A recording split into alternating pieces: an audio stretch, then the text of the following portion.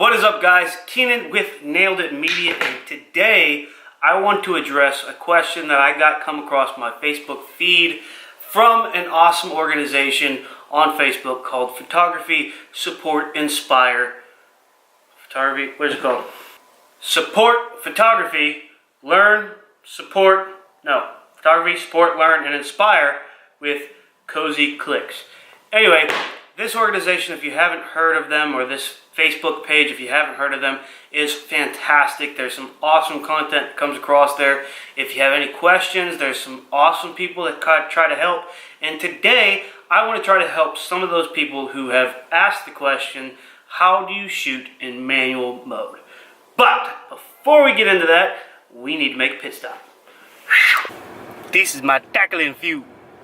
Oh, and by the way, by no means in this video am I trying to say that I know it all or that I'm some sort of professional, because by no means am I. I find myself in the prosumer category, I guess you could say, where I love to take pictures and I love camera gear and I love learning about stuff, and this Facebook page has helped me tremendously, so I'm just trying to give back. If you're watching this on Facebook, I'm going to link this video onto the photography Facebook page. If you're watching this on Facebook, head over to my YouTube channel, subscribe to the channel for more stuff just like this. Like the video if you liked it, dislike it if you didn't, and be sure to hit the subscribe button. Let's go. Alright, we're out here at a local park, and the reason I'm out here is because there's an excellent photography community on Facebook. That's Photography, Learn, Support, Inspire.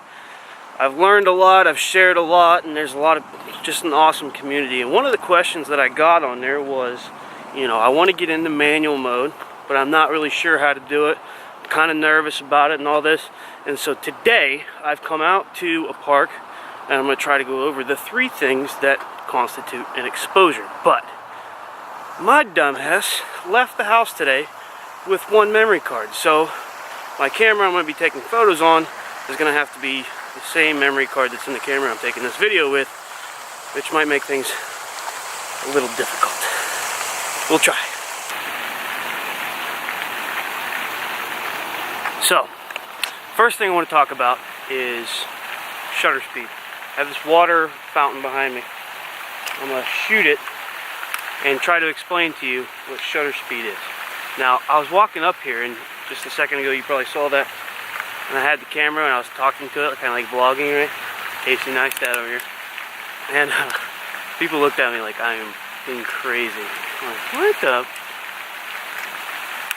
Anyway, it says I only have 4 minutes left of recording data on this card, so I don't know if this is even going to work today or not, but we'll try. Alright, so I just took a couple of pictures here.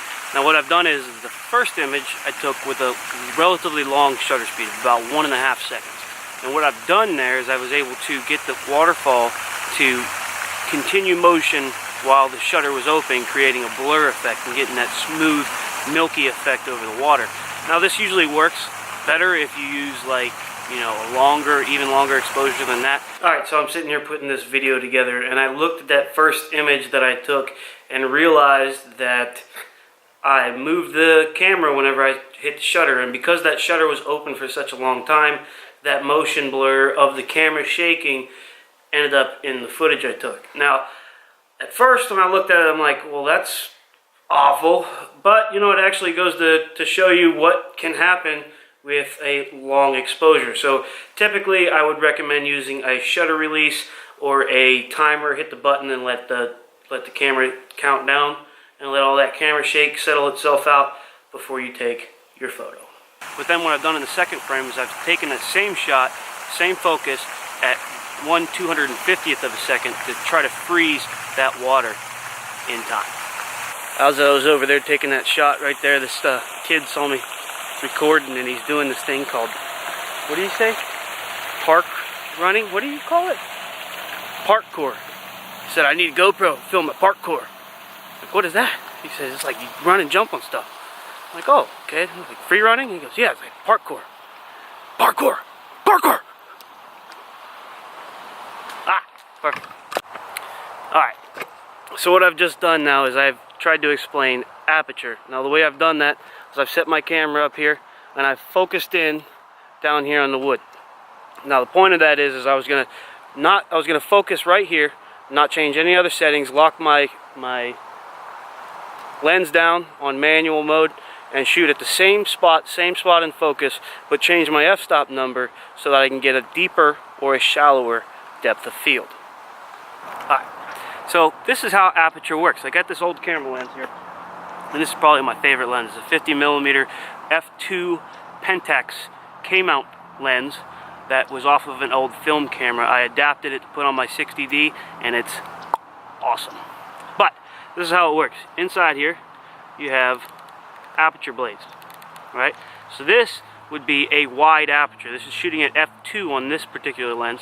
Now I just shot that at f2.8, and I focused down here, right here on this guy, focused there, took the shot, and in the first shot you'll notice that the rest of the image is all blurry. And then the second shot I shot at f22, and this lens, it also goes up to f22. Can you see that? Boom. So on the second shot I shot at f22, and that allowed me to get pretty much the whole scene in focus. Now what that does though is whenever you restrict your, there we go, when you restrict the amount of light that comes through and get a deeper depth of field, you also lose a significant amount of light. So what I had to do in that shot was adjust my shutter speed to allow this sensor to be exposed for longer to get a proper exposure. In this case, it really doesn't bother me because there's no moving elements in the frame. If there were people walking and I had that really long exposure like I just shot for the f22 shot, they would be all blurry and wouldn't really look good. It'd be a bad look. Bad look. Alright, now let's talk about ISO. Alright, so now let's talk about ISO. I've moved myself into a darker area so I would have to boost my ISO. And right now I'm shooting this film at 50 frames per second. I'm shooting the film at 24 FPS with a shutter speed of 50 and an ISO of 800. Now, the reason I have to bump my ISO all the way up to 800 is because it's pretty relatively dark out here. If I was to lower this ISO to, say, let's go back to 100. There we go.